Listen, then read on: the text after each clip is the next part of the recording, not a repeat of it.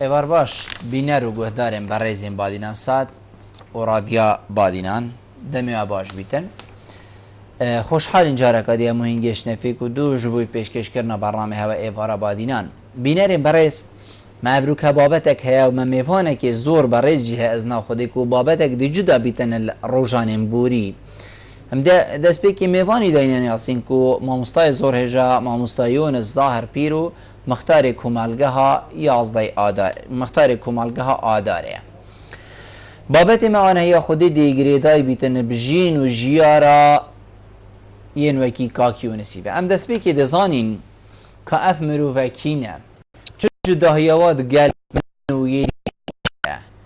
اره الکردستانی چوا پیگ و جیان هیا کاکیونس و حوال نوی همی جماره چندن الکردستانی او بومه چید بیتن اره بویجی چید بیتن او بومه تکرنو امنت رازی اره بویجی و حوال نویجی هاتیا کرن اره چند جارا کاکیونس بمال و مروفین خوب همی هاتینا جدا کرن ویری بوی رهنه اره بو چی اف مروفه همی الناف مروفه داری خستینه برینه جهه کی بلکو تو گلک وقت جی بچی حتی تبگهیو دیری مروفه اره همان دم دا دیری مروفه اره چه بو آهاتا کرن الوی دیری مروفاتیه اره بینه رو گهداریم برس هین زانن کو 6857 کس الپارزگاه دهو که حوصلانه وکی کاکیونسی نه حتی ویگاوی گلک اشپیتوین وایت روزانه بوانا چه نابید ببیت خدانه ام بیجین ناسنامه عراقی کل سال 2014 وره یا لحاطی قدقه کرن جوازی حتی در تیخی چند آستان کند بیت نیواوا کسین ما ام بیجین جماره جیبو هوا اینای هر خدانه جوازی نبید بر هندک یاسایا کل سال 1969 اتیاساین عراقی دا در کفتینه حتی ویگاوی پی یاسای کارت گلین وکی کاکیونسی تیتا کرن هجماره کادش یا بسیارین وکی و کومه بینرین مبن و گهدار بن مامستو گلب خیر هاتی بو ایوارا بادینان زور سپاس اندیل وی بسیاری دست بگین کاکیونس زور بلکو گلک جارا بسیار التجیبه تکرن بس اجی وکو هر خلقی که دی بسیار التکرن محسکن بو بینر روم کی هین کینه کاکیونس ام خلقت بجنما هوستا بله وهند خلقت بجنما قرج بله ام اصل خو مكريان ام ذريتا خان مكرينه و امش روش آوای کردستان هاتینه هریما کردستان هاتینه باشور کردستانی بله یعنی سروکان یا هوا روش آوای کردستانه بله ام ذريتا خان مكرينه خان مکری ایک شوان سرکردا بود دیگل خان لبزیرینی او شورشات گل شا عباسات یکرین گل ها دمدمی تیک چوی او شورشا تیک چوی خان مکری مجبور بو خان مکریان برف باشور کردستان واتیه والگند هزار جوتی القضا آکری جیبویه زور باشه اوه جنابی تا گوتی ام هوستاینه یعنی بس بو چی خلق بجیده هوا هین قرچن از حس کم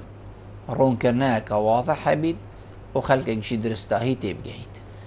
که من قرچ السرزار ترکی هاتیه نیاسین هاتیه بلاوه کرن بله قرچ ناوی رشمالیه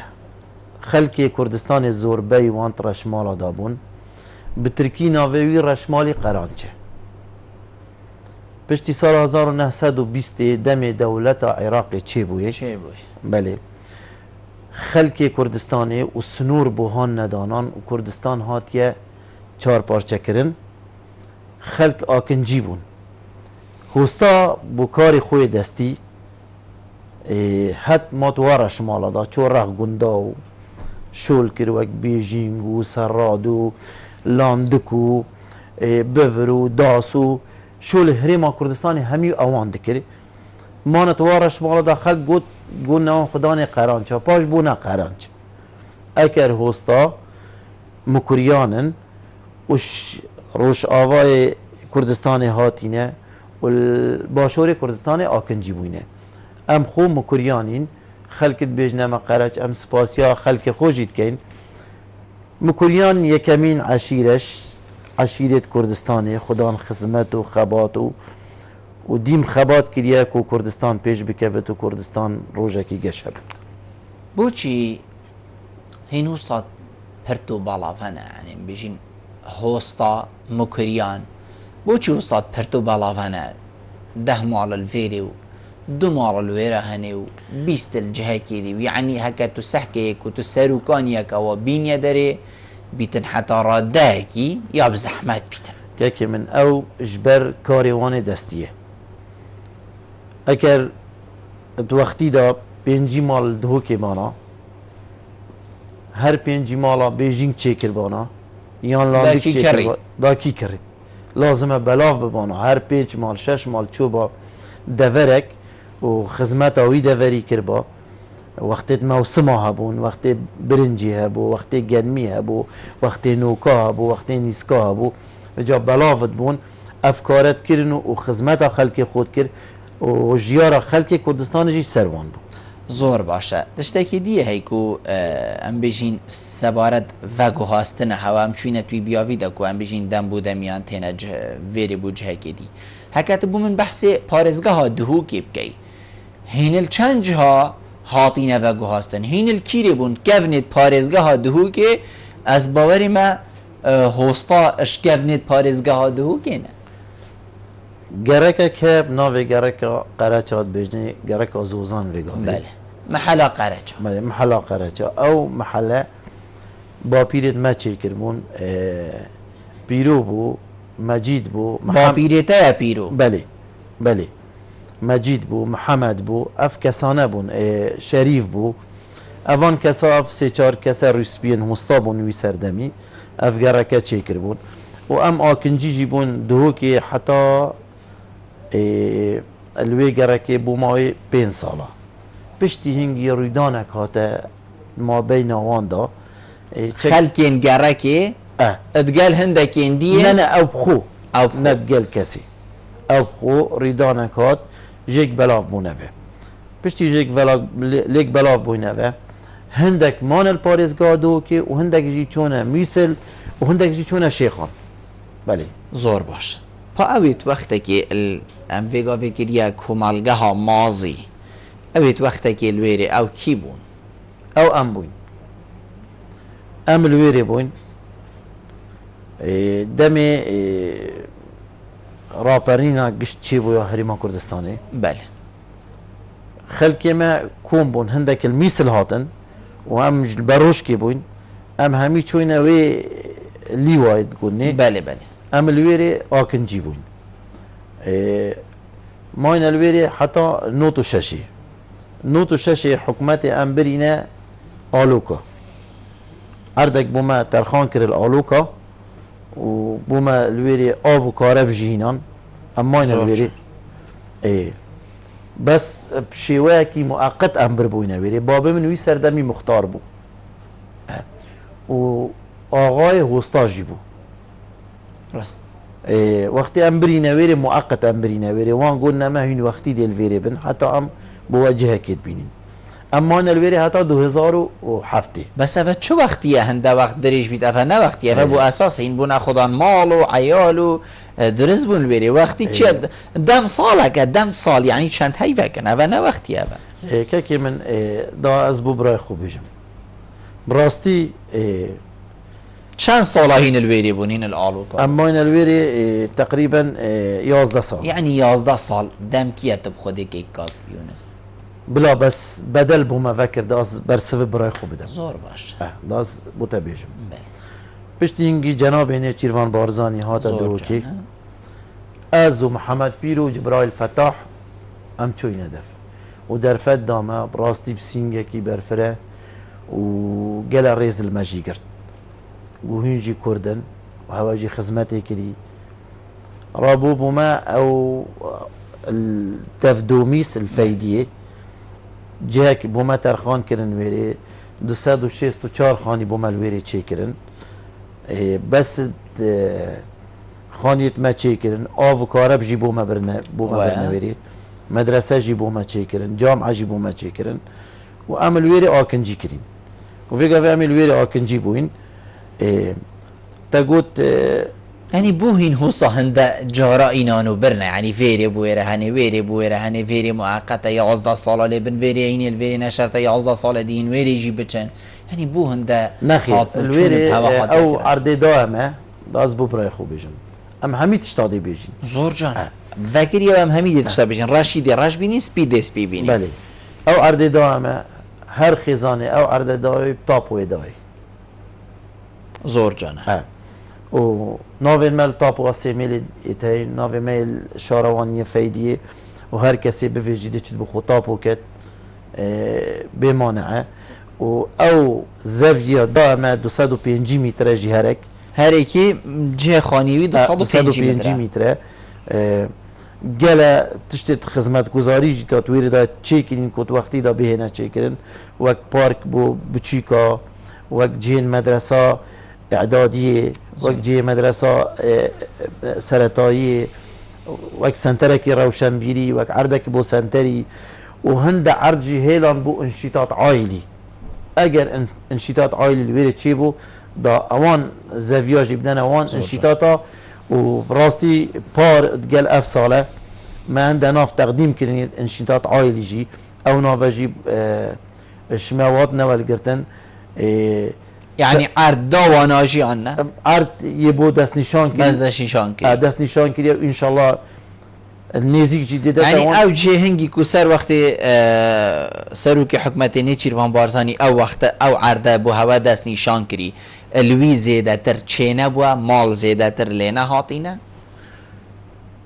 ناف عرض خدای چيكن بس او عرض از بجمته او ست قطعه بو ما هاتينه دست نشان كرن او جيت ناف دانه برخوی کوملگی و بله. یعنی هر قطعه ناف دا پارچه عردینت ناف دا او جی هر بو وی خلکیه و دل سروانه تا بلاف کرد انشالله نزدیکترین وان انشالله يعني هر کسی که کو مثلا جن بینید یا کروی جدا بیتن یا پیدوی بیت خانی کی دی چکت او نشد خانی کی چکت چا یعنی وگا بیت کریتا جدا بو جن اینا دی چا خانی کی بوی چکی دی چلی کی از دی مثلا دیف نفوسها ماليه مثلا او كوري من 2000 نهي حتى 2012 جنيه نابد او جيت قلت بارتشيك شوي عردي بدني حتى حكمات الدات اما حاليا نشد بچيت المروفه كي بكريت ويري بخوب كتخاني كاس نشد چونكي عردي حكمتي بلم چه حكمت خدمتي بوان كري مثلا يدس نشان كري كوريتا دي جنينت جنيناي دي تقديم كي دي فايلا وينفيسي دي تشت وينفيسي دي تسليمي بلديه كي بلدي زان كي وقت جنينا دي كيشكت مستحق نشوان ست كسا تبري جنينا او عائله مثلا اش هشتا حتى بو ده جدها بو اشتهارا بو ده كيش بتره دي بارچك شوي عردي دنه بخيزان زور باش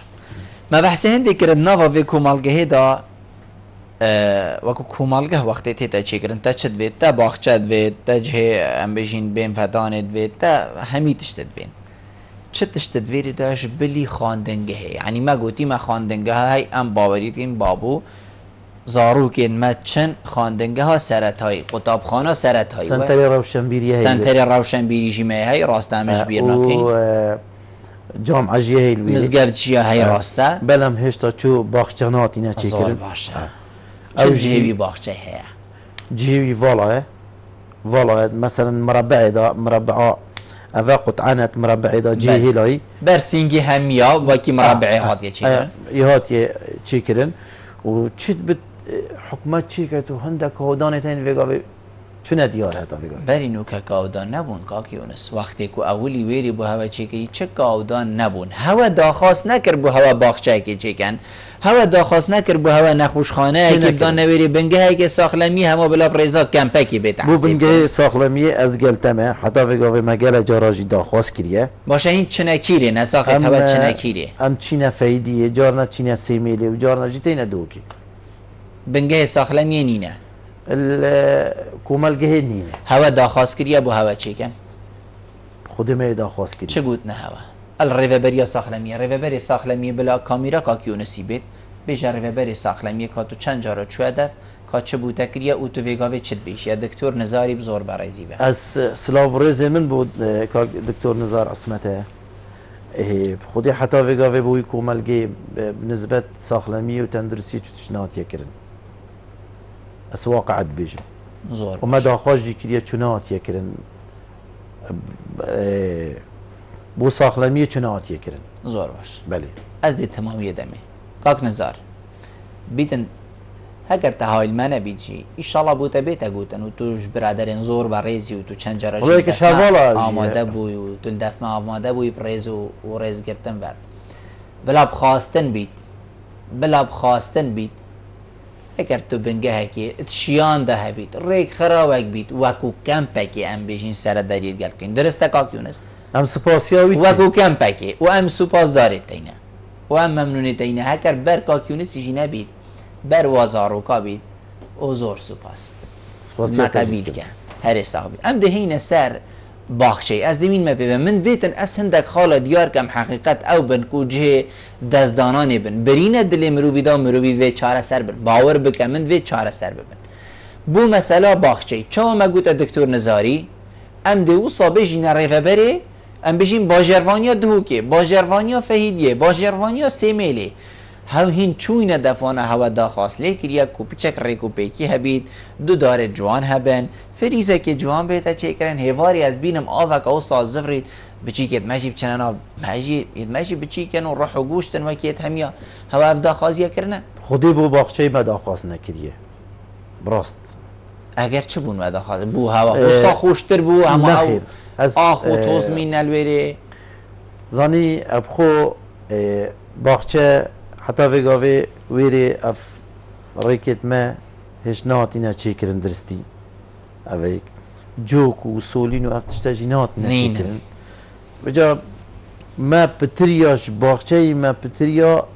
çêkirina kolanka kiriye û solîna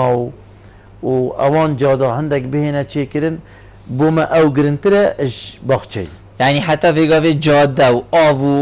û me carî jî bû hewe nehatîne çêkirin mecariyekî hatiye çêkirin nîva komelgehê da 500 metriye avabaranê çi tê aniya hewe hemiya lêkom bît ava baranê û ava gundî hemî yê lêkom bit û çir derdkevit bin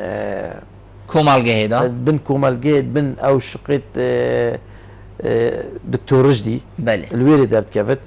belem ferada cok û solîn nehatîne çêkirin cadde jî nehatîne em bêjin qêrkiriniyan em cadê hatîne teblîdkirin teblîd bû her sal têne teblîdkiriniyan her der nexêr du carayê hatiye çêkirin piştîngî ev şerê Daişê bi ser dahatiye qeyrane eger di bernameyê da bû ku ew xwe bû me 2015 wan kolanka hemiya sebken û çêken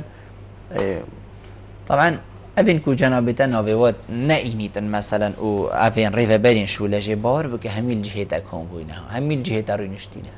rast êk êkê jî me ev pisyare lêkirîne bes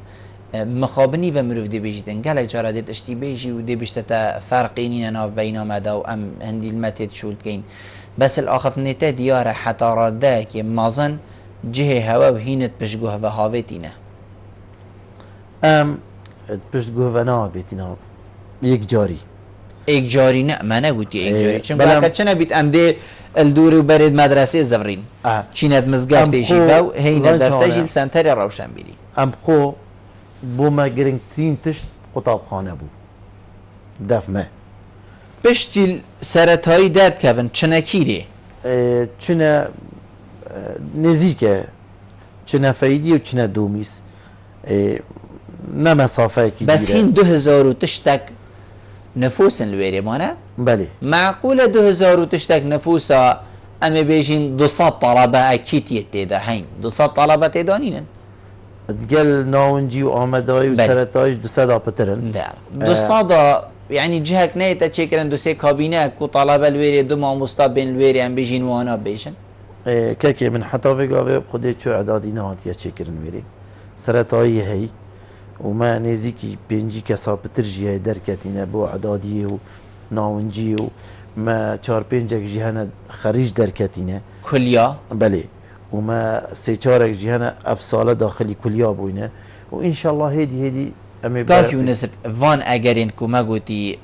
مخابني يعني اف خالن لوازن كو نهاد دست خو نهاد دست نکف بیت سر و کارت دا نهاد بیت کرن چند کسا چند سنیلا چند زاروکا وازل خواندن هیلا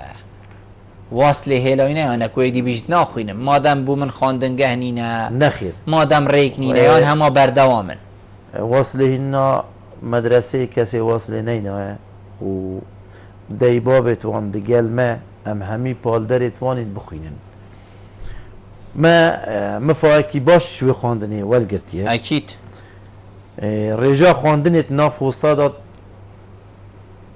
از بیجم دل سده بو بس ویگاوی بریا وی قطابخانه و ریاوی سنتری براستی ام بدلو جان سلاف و رزمه بو بارزگه بری ویگاوی کاک تمر زور جان عبدالعزیز طیب سیدای تمر بله سیدای تمر براستی گل خسمت آوی خلکی کریه و هر واسه کاک عبدالعزیز طیب جی سال 1998 اول جار بو الهرم کردستان قطابخانه بو تویجا هستاهات یا چی کرن لآلوکا بو هوا هادا چه بو ما هاتا چی کرن و پشتی هنگی ام چوین کوملگاه آدار سیدای تمر تخصیر نکر قطابخانه چی کر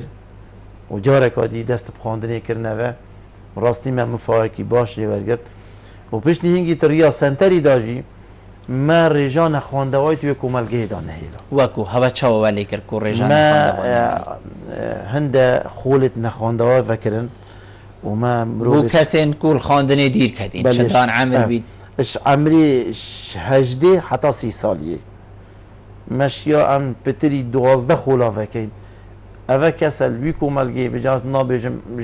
جیاکی 7 سالی 6 سالی منه هیلا هر کس نینه بزمان دایی که شد بخوینه تو بنویسه زور کاره که باشه مروف حس کت ناوین وکی جنابته اینای گلک هبنو او بنیان خدمت کریم باور بکرد دلی مروفی پیخوشی بس مخابنی و وقتی کو نبنجی مروف گلیه لیب کتن ام دهین سر ام بیشین وکو کسین پلا ایگ و کسین پلا دو کاک یونس اجبلی تو وکو مختار وکو ام بیشین بر پرسی سنتری و حتی دیمای وکو غوستایک تدبینی هین کسین پلا چندن الکردستانه یانجی تدبینی پلانین الکردستانی ام همی وکی ایک جین بیگ و جیانا هی وکو ایک هی تبایی هی خوشی و نخوشی دا که من ما گل خاله تین ویری خاله پلا ایک السال 1992 نوتو ایک پشتی انتفاضات یکرن سرهلدانی ام جیوکی همی خلکی هریما کردستان بوینه پلا ایک پشتی سرهلدانه هینجی پلا ایک بری سرهلدانه ام پلا 4 بوین اوش هنگیش ام بیشینش دست رژیم بعض بود بله بس ویگا حال افرو کده حال افرو که ام جیوکی همی مواطنا پلا ایکین هین پلا ایکن بله و گلت جیتینا کرن ویگا هریما کردستانی نبدست حکومت هریما کردستانی بو ام ببینه مواطنه پلا ایک آن پلا دو آن پلا سی آن پلا 4 زور باش بس حکومت هریما کردستانی گرنگی که مزن دائمه دا اوی توجهی الهریما کردستان بری هریما کردستان العراق کسش منش یا سیاره که بکرت بناف خوب بکن زور باش خانیه که بناف خوب بکن بس پشتی نوتو ایکی امشین همی تعاملا بکن بس 2014 هیوه حکومت مرکزی جارک آدیتر تشتکی دی نادری رگسنامه عراقی لسر اوی تیجهی جارک دی سکنان دیه هین بونه پلا چند؟ حکومت مرکزی هین بونه پلا چند؟ ام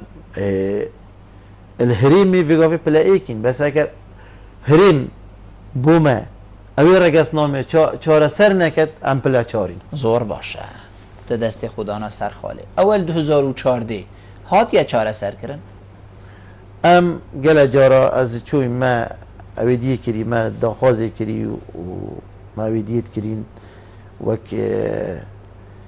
عند أوريزا وتشتمين نفيسين ميدان وان أوت بيجن أف خالش الحكومات المركزية هاتيبوك وكارتا اجتماعي دركتيه اف كارتا اجتماعي كو جنسية جنسية عراقي وبطاقة معلوماته وبطاقة بليتا أرزاقي وأفا حميد بنائك للفيري حكومتها مركزي بريارك داية وهر كسي جنسي عراقيوي استثناء من قانون الأحكام الجنسية العراقية بد أو بمينتا دمايكي وندني بغاما دمايكي 2014 أفا 2017 ام تشين دي جواز تقديم كان بالجنسية العراقية استثناء ام داخوازك حكومتها هريما كردستان تكين حكومتها هريما كردستان مناجري داتا بحكومتها مركزي زور باش تبو چی نابجی هنجی سبب وی یاسا حکومت عراق و جارک دی زفران نفه بو یاسا سال 1969 هین الکردستان بوی نفه پلدو كاكي من مادام بوتا جنسية عراقي نبيد 2017 ورا مادام بوتا جواز نبيد مادام سر جنسيات استثناء تشكر بيت يعني تو نبلايكي از بلايكم بزاني دليتا دات بلايكي زاني از بوچي بلايكم واز بيجم جي از بلايكم وتفيو همي خلقي كردستان جي بيجن والله قالك خوش از بيجم دات بلايكي زاني بوچي از برسوا براي خوبدم اگر از بلايك نبم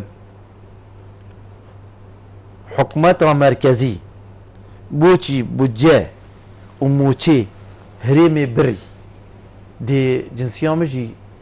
برد بوچي بو مدرسة ام جنسية عراقي چكين بوچي بوتا درسنينا بوچي بو مدرسة ام جوازي چكين بوچي بوتا درسنينا نا ازبتني اويد قلت دا همي مثلا كاكا هندكش ايزديا بن هندكش فلاني دي بن هندكش قال شريحيت هين كردستاني ويقافي اويد شوية ايراني هاتيه و نفسي منه اوی عراق تو وقتی خودا مثلا سال 1978 اف بریاره هات یدان اف بریاره هات دان کو رگس نامه عراقی بدنه وان شریحات چندین شریحه کن بدنه حالت استثنایی ویگا ویجی هر عراقی بدرفت دیته و او جی آزت هیناینه هریما کردستان اوی بیتاقان اجتماعی پیچید کن او جی آزه الکترونیاته و پشت اینگیجی انترنته بد گرتفه بو بغدا بو حکومت مرکزی اجبروی چنده جنسیت عراقی اف نویسینگیت می جنسیه عراقی و نفوس جنسیه نفوسی و اوه نشین چو بریار سر بدن وقتی تو تلا خود دانیه سر جوازه انترنت چتا بغدا تزانی برای من زور جانا اگر تشتيت استثناء بغداد زفر انتبه بجد زفرت اف قلناها بحكومتها مركزي اكل بغداد البغداد نزفرت رقصنامه من عراقي نوال قرنبيري او جين الشين بدنا من شيكي بليت شواني هاتيا والقرتن نا هريمي تشيكليه بجد ام داخوازش هريمي تكين شبرلمانه هريما كردستان تكين او بريارك يبدريخن بريارك يبدريخن سروي رقصنامه وتقال حكومتها مركزي باغبن اف مروفه سال 1957 هاتين آمار كرن هين چند جاره هاتنا آمار كرن وكو وجهين عراقي ام السيوچاري هاتين آمار كرن جاره 57 وديفدا حتى افرو وفيقا في افسر دايد قال هواتي دادن صار باش افا حكومتها هريما كردستان بيتفيا سرينت نبو مبتني سبعي حكومتها هريما كردستاني اف خاله جرينجه شيد بتش 4 مليون وكي من هبن هريما كردستاني بله حكومتها مركزي ببار كريا اش افي رقص نامي الا حالتها استثنائي فيقافي بسكنين الندني يانكو جوازي فيقافي ندني اگر جواز تشتا بغدا بانترنتي يانكو رقصنامه عراقي بانترنت تتوال قرتن بسمه تتوال قرتن حكومتها هريما كردستاني افي بسمه ورقرت عراق ناول قرت افا آريشا حكومتها مركزيه يعني حكومت مركزي ظلم که المواطن هرم کردستان کرد جاره که دیفت گرین تفا بو پلدو و هرم کردستانشی بدنگی هلبجارتی سر به ظلمه طبعا بدنگی از بیجم و از داخواز الحكومات کم اوی بدنگی بشکینت امجي بلا ايكي امجي امجي جين امجي الفهريمي جين امجي كوريفي فهريمينا امجي كردين و هوستا شورشك نما ناف دانه بوه شورشا ايلوني شورشا غولاني سرهلداني افشار داعشي وكي همي خلقي كردستاني امجي خدمتا في ولاتيت كان فيغافي جناب بيجن ناف شورشا دا ام بيجين بشك دار بوين اس وين زانم بس با حال حاضر ناف دامو دزگاين حكومت داد نافو ام بيجين جهن او صادق و خدمتا خلقي بيتكرن هين چاوات ناف ده هنه وكو فرمانبر وكو خدمت کرن وكو پیشمرگه حتی دیماه بجوازيه هر کسی خواندنا خو خلاص کرد بلاها بدي چت بگه تاکید دلویره خوینه زور باش مناورک هيا پاشید تمامی دینه بابتی خوب بله گلمه ببینم پشتی ناور تمامی برنامه ایوارا بادینانه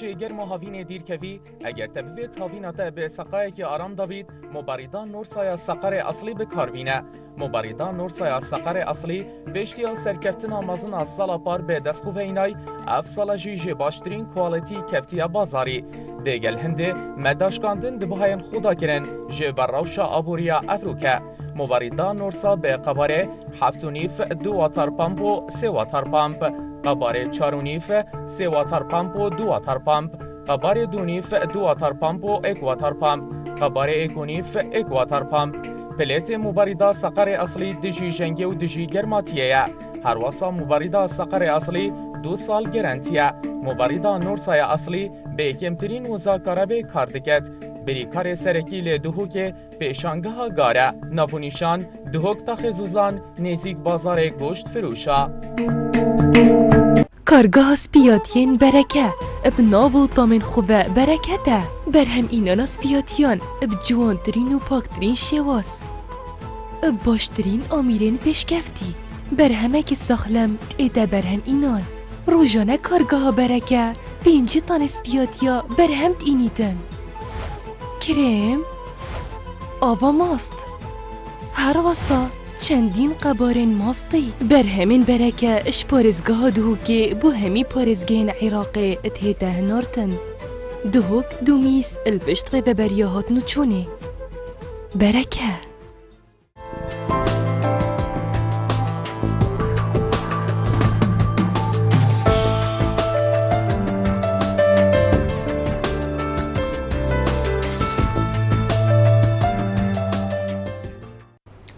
تمامی ایوارا بادینانه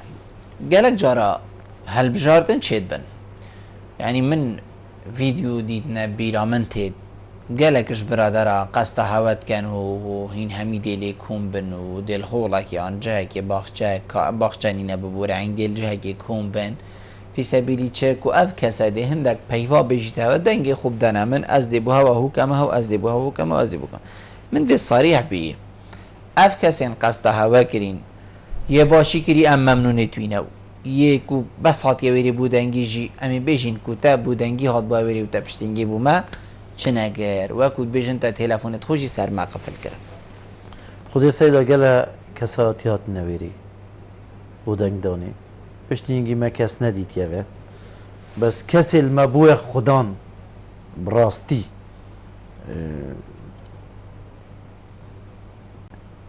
و دویت خدمت آما بکد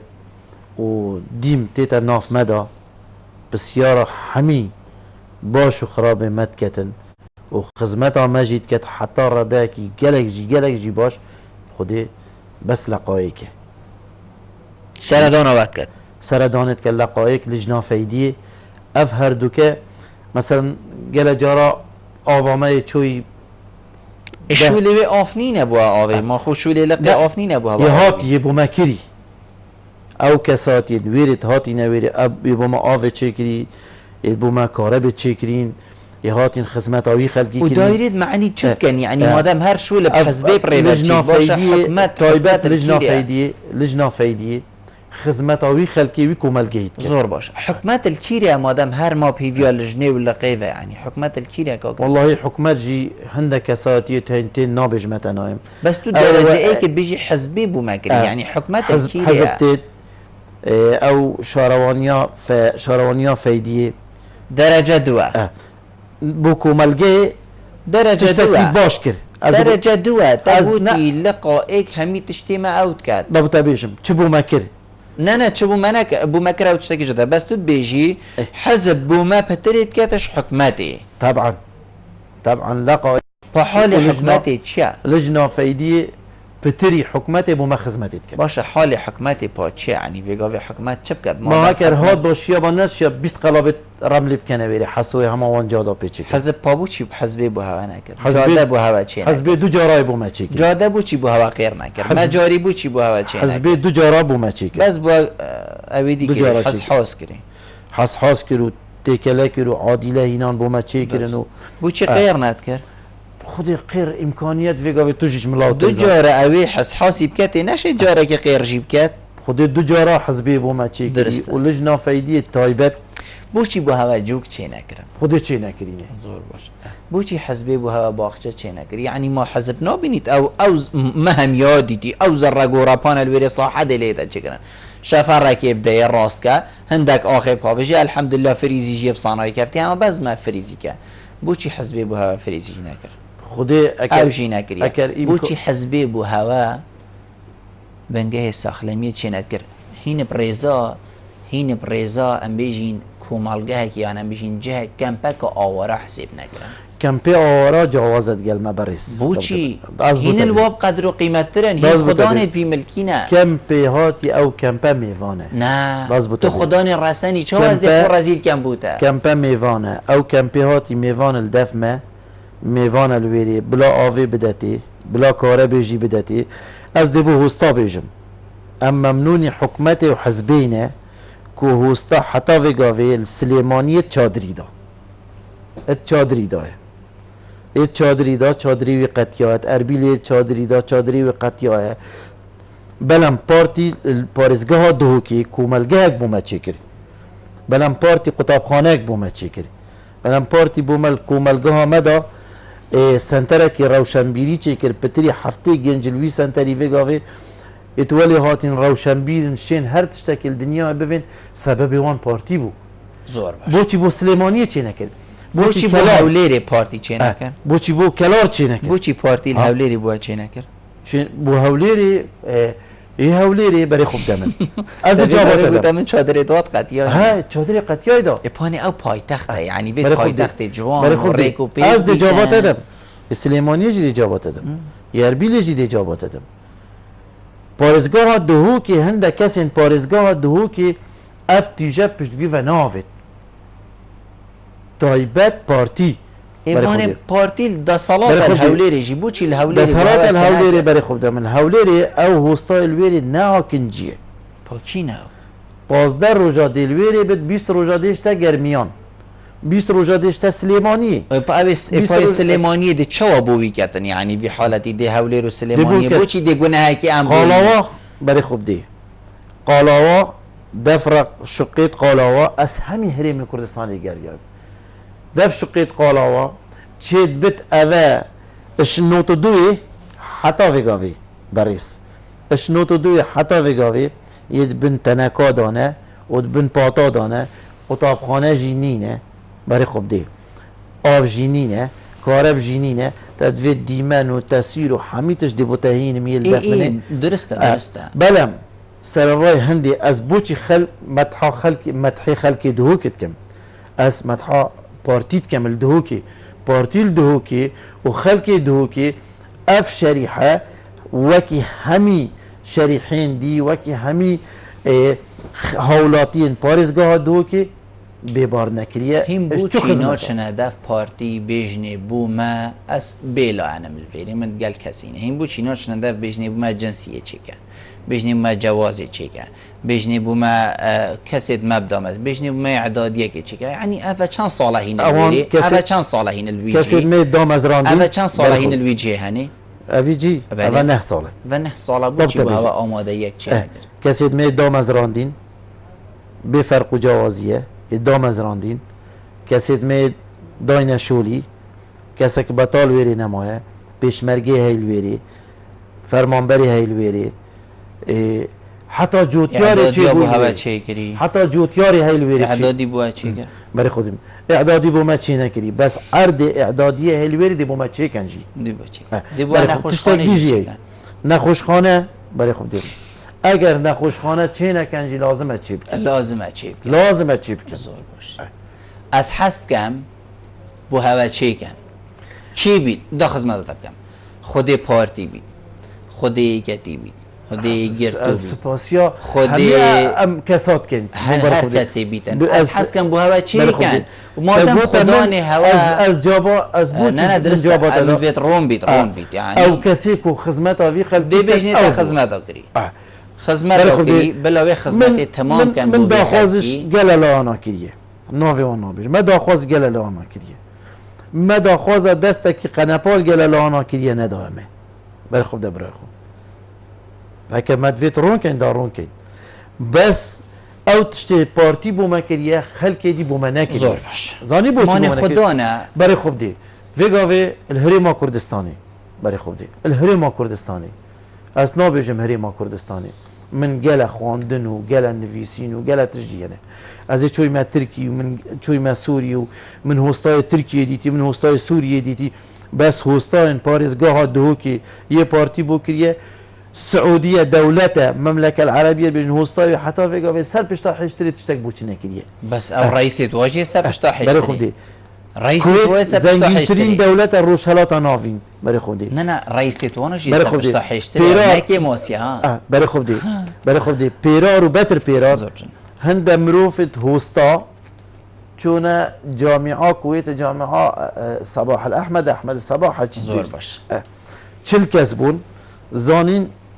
قرچن رگس ناماوان هر چل فصل کنن جامعه داری خستن زور باش بس از پاسیا پارزگاه دو کت کب دهینه و سر پارزگاه دو که حتی ویگاوی برای خوب دی پیشمرگی چی بوین ناف هستادا زور برای خوب دی فرمانبرت چی بوین رتبه تو الگرتین ناف بلیت عسکری دا دست خوش دهینه سر از دا جواکی او خلاص دهینه سر جواکی او خلاص ما گرک سر بیاخ کی دی بوچون جواکی گورید سر چپ هستایان قرچ خاص نید کن بله بیدیالکش خلکی مجی خاص نید کن هستایان قرچ هندک فعلین دف تیتا گوتن ویا نه بیدگلک جرا بوده جاد بیتا گوتن بیدگلکش خلکی دی عادی جواکی جی اواجی افعل دبن وکی کردید بیجن گلک تشتین هین تینا ام بیجین پالدان بو هوا تشتین نجوان ین نشرین ین ام بیجین هندد گرام بن سر دلی مروفی بوچی تینا پالدان بو هوا بوچی حتی ویگاوی هین یان کسک نشیای وی تشتی برو هاجی کرد درست بو خلکی که دیار کرد یعنی بس هستا و قرچ دگرن بس هستا و قرچ تنی هندک ام بیجین کارین کریت و اوت کن از سپاسیاتت کم بوی سوالی از دا برسوات بدم الپارزگاه دو که ریجا گرگروکی خواستنی اف دیار ده الکوملگاه آدار نوتو پین سده نمایه الدف هوا نمایه دف ما نمایه بلم از دورو برید دو که دی سحکمی پتری هزار کسا آوارن الدورو برید دو که اویک دو اف خلکی بناوی مواد کد او جی دیاره روزانه بنگین پولیس دو که وان گرن تشکیش کینینی او جی دیار بو ابو خلکی بلم دیار دادی تا گود اول مثلا هندک چن شولت خرد کن سر جادا زور او جی دیار ابو خلکی خلق زانت ویگاوه او کینر سروان جادا اوان دیار داد کن ام هسته کسی ناشکینین ما آخرنا خلد نگود یا هسته کسی جی ناشکینین هسته کسی ناشکینین و ام سپاسی همی خلکی جید کن همی نتوه و آهین و تیجین پارزگاه دوکی و این کردستان جی او خلکی اوان دیارداد کن دیارن و برچاون جی و خلک زانت کینه جی وگاوی اگر تو تگل هستا که باغ وی شارع ناف 1000 مرو واجی بید تو دیزانی هستاه آخفناوی آخفناوی دیاره هر ایکی زارا وکی خو کشت ویردانی نه نه دیزانی بله بله بیشم یعنی کشنی نه بیتن تو گلگله که جیبا بیتون آفته که سر شارع سکری بید تو بسیاری لیب که دیزانی هستاه یان ولاته کش در و هاتیه از کسی ناشکینین یان خلکی جنوب کردستانی آواره خلکی جنوبی یان آواره یان چو کسی دیزانی که زمان همی کسی دتا نیاسین زمان همی کسی دتا نیاسین لیل الپارزگاه دو که از بیجم ناف استادا ریجا دیاردا کریت و خوازوکی و سرشاره آوان تشتا نوتو پینزی سده نما و بشاهد و بزمانات از پیش مبرای خو زور باشه یعنی اوین دی اوی ویگا وی تومت تخنه پال هوا بیتن همه او خون نواجواکی دوی کارید کن او کسی اوان شورات کد معروفه و دیاره جی و خلق جی بو خلقی دهوک جی یه رون و آشکرا بوی او کینه ود کن خلقی دهوک ویگاوی نین روزانه تو دی چیه مثلا ترافیکه که دی 3-4 بینی راست دی چیه ناف باجیری دی بینی بسیار بکن الزمانی بسیار بکن ناسنامه بسیار بکن تشکیل هاتی اوه همی دیار بکن هین وکو هستا بو چی کنگره که ام بجین نتوا هستا ناگریدن بو اکی کو خلقک هوا بنیاسید جیهان هوا بنیاسید اف خالین مل دست بی که حتی ویگا ویگوتین همید وی کنگره دا بین دیار کرن مناقشات سر هبن روینشترین مازن هبن کنگره بلا بو چند روزا ام بجین یه وکری بیتون و روینشترین ماموستا انزان کوه و دکتورین بسپورت وی بیاوی دا روینشترین سر هبیدن پیرار بری من حيث سنترا بين سكناندن بله 2014 دا ما نویسینک دا ریوبری روشنبیری هنری پارزگاه دوکی کو ام ویستواله کی بو قرچ هریما کردستان و وسطان هریما کردستان بکن حولی رو سلیمانی و دوکی همیل دوکی کن بکن پشتی هنگی او بو بریار کات دان من حيث سنترا سكناندن هادنا راوستاندن راوستاندن و حتى ويغا في اميل بارينكو ام افي فيستافالي بوچی هندنگ خود وی بیاوی دا ناگه هین نوان ریک خراو اوین ام بجین افروکل کردستان کارت کن ریک خراو بیانی ند بیت بو کاره که مروفی یه حوصا ام بجین هاری کاری که اجار مازم بکن والله من البارح من نفيسي ديال چندين ریک خراو کو ام کار بکن و ان شاء الله جي اتصالا بهت ام دی وی فيستافالي الدهوكي كين فيستافالا هوستاين هريما كردستان هولير و دهوك و سليماني ديال دهوكي تكرن كو خلق بزانت هوستا همي كينه و نينري وانجي كيه زور باشه زور سپاس بوده که یونسکو تو میوان بوی گلمه روینشتن گلتا جه سرفرازیه ازی سپاسیاتت کم براستی جه شانازیه بو و از داخوازا سرکفتنی بو هوت کم ممنونیتم و هیوی دارم جیش خدای مزن کردستان ما ببتا دولت انشالله زور سپاس که یونس بوده دوباره گفتم میوان بوی گلمه سپاس ممنونم بو کانال هوا کو هوا دو سه جارا از داخواست کریمه تو سرچاوه و مالاته کاناله هوا ما براستی جی من برینو که کرتا فیلمک کانال هوا بو مچه کر بو راست اسپاسی هوت کم او کرتا فیلم جی بو ماوی ربع ساعته بو راست بلا ایکی جی هینا کانال هوا داخواست بو فرانسه جی سپاسی هوت کم ممنونیتم هر حسابی خدمتک بچی کم